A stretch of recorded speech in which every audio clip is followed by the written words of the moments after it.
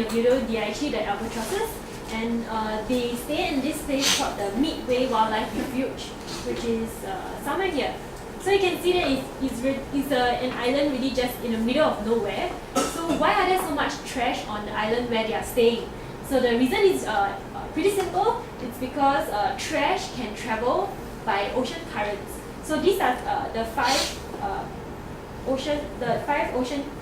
main ocean currents we call gyres in the ocean. So these gyres, they can accumulate trash in the ocean, and because of the ocean current, they then bring the trash from one location to another. So this means that your trash in one place can affect animals and other people in other parts of the world. Based on the ICCS data that we collected over the years, we have some things to say.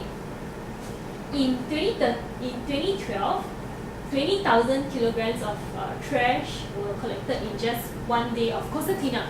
So this was done all around Singapore's coast and in only 90 minutes. And this is the amount of trash that is being collected. What are the top 5 items collected during the cleanup? Includes foam pieces, plastic bottles, plastic wrappers and pieces, and also cigarette butts. So you can see that in the previous photo, I used a photo of the Lim Chu Kang mangrove. But in this case, I used the Tanah Merah beach for the cigarette butt because Tanah Merah beach is a recreational beach, Lim Chu Kang mangrove is a non-recreational area. So we can only find cigarette butts in recreational beaches. So for people who do cleanups at recreational and non-recreational beaches, they can see that the presence and the absence of cigarette butts. And where do these trash come from? So they come from us humans. Plastics, it's actually a big problem in the marine trash. So plastic generally itself is not a bad thing. So plastics can be useful in our daily lives. But single-use consumer plastics, it's bad. It's something that we use for just a few minutes or 15 minutes and then we throw them away. And plastic straws is actually a very good example of single-use consumer plastic. That is a very wasteful and a very thoughtless practice. So in 2014, we collected over 9,000 straws over the beaches in Singapore. Plastics are long-lasting and they do not break down. So this plastic eventually becomes microplastics. These are plastics that are about less than 2 millimeters in diameter.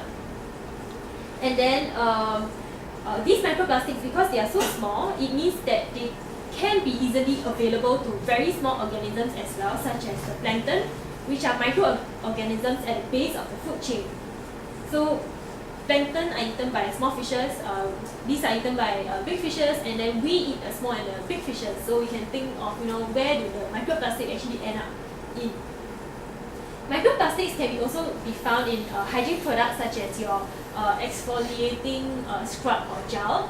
So maybe today you can go home and have a look at your facial products. Are there any things like these polyethylene in your facial products? So we have to remember that there is no such thing as a waste. When we throw something away, it must go somewhere. Would you want to live in a future like this where there is a lot of plastic in the ocean? Or in a future where oceans have more plastics than fish? Is the situation hopeless? I showed a lot of depressing situations and stories, right? But is there something that we can do? And the answer is yes, definitely we can do something about it. We can start with something small. Just by saying no to single-use plastic and styrofoam. So when you go to the hawker center, avoid using styrofoam pieces. You can just dine in at the hawker center, or very simply, when you go out, just bring your own water bottle. You don't buy bottled plastic bottles. And if you want, you can bring your own metal straws. I do carry as well. And basically, just bring your own utensils and try to avoid using disposables. So you might think that it's just one straw, right? Is that really does it really make a difference? So it's better than we don't do anything, right? So we rather do something and not nothing. Another thing that we can do is communicating the messages to our friends and families. So you can start by sharing the messages of marine trash or marine life in Singapore to your friends, your colleagues, and your family members. You can do this by sharing our Facebook posts, our blog, and also subscribe to our mailing list if you want to receive our messages. And also you can start to make changes in your workplaces or at homes. So sometimes in your companies you tend to have events like food catering, or you have events. Try not to give out bottled water. You can get people to bring their own water instead of providing for them. And also at your workplace, if there's any event that requires food catering, try to reduce the amount of food. If let's say there's 200 people, you don't like Chinese people, it tend to over cater. So we need to make sure that everyone eats enough food.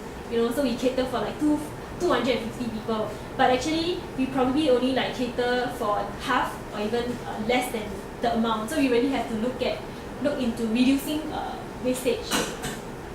Social media is a very good platform for us to share these messages as well. So this you can follow us on our Facebook and also our blogs and share these messages. And the last thing we can do is to help to participate in the beach cleanup. So I have a very good opportunity for you, and it's taking place next Saturday at Lim Chu Kang Mangrove. So we are having this National Day Coastal Cleanup at Lim Chu Kang. So if you're interested, please head down to our blog and you can register there. And before I end, I would like to round off the presentation with this video over here.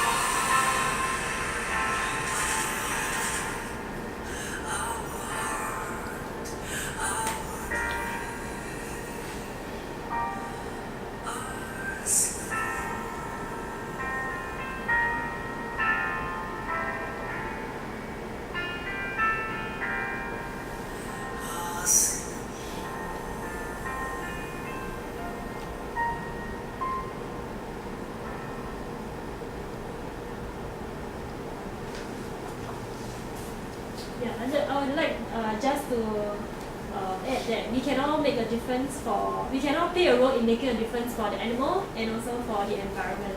And with this, I'll end my presentation. Yeah, thank you.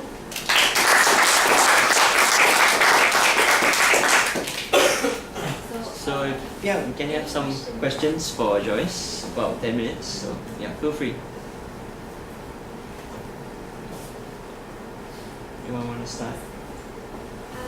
I haven't found any metal straws. Where did you buy them? Oh, some online website. Okay. Yeah. Because I looked in shops. Yeah, I have to buy online.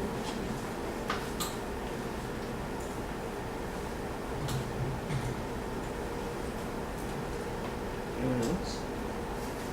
So do you know all this kind of trash is coming from where? From people just dropping it, or maybe some landfill is leaking, or there is any indication of exactly where all this plastic is coming from?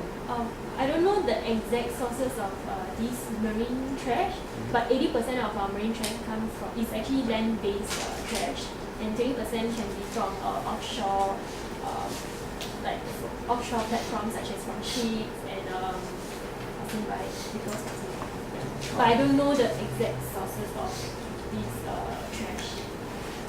Yeah, in Singapore, we feel pretty safe that more or less the trash can burn and then. Oh, you mean the trash Yeah, that we collect? Well, in general, I mean, Singapore is more or less like this. Been living in Bali for a while, and in some season where the beaches was completely covered by trash. And a lot of people say, yeah, it's just the weather, like it's raining plastic, right? People is used to dump the domestic garbage in the river, so when it rains a lot, you bring down everything down. So it's just a problem for mentality. Maybe in other sites like